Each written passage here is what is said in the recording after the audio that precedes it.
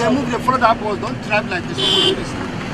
The year 2020 has begun, and for some Nigerians, on a sad note, owing to the death of their loved ones who fell prey to the terrorists.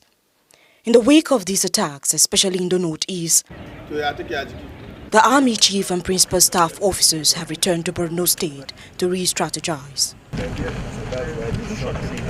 On this day, it's a beehive of activities at the 29th Task Force Brigade Jacana, one of the outposts. While in the camp, the troop had gathered an intelligence report about evading terrorists.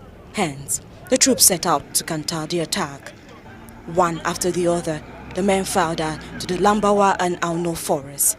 It is said that the terrorists sometimes engage at sunset. While some set out, others at the camp are alert, waiting to accord reinforcement.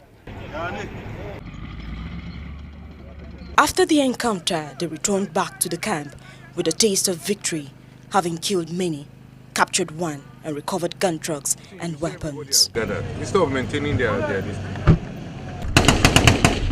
Through the thick, dark night in the forest, our convoy charged through back to Maiduguri.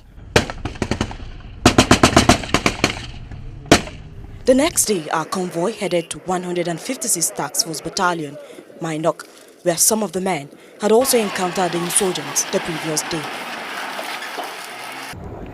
After inspecting the recovered items, the Army Chief commended the gallantry of the troop. You have done, and you are still doing your job professionally, and this must be maintained. I want to once again say congratulations for the feat you have done yesterday, and you must continue to do that same feat to clear their doubts and deal with them decisively.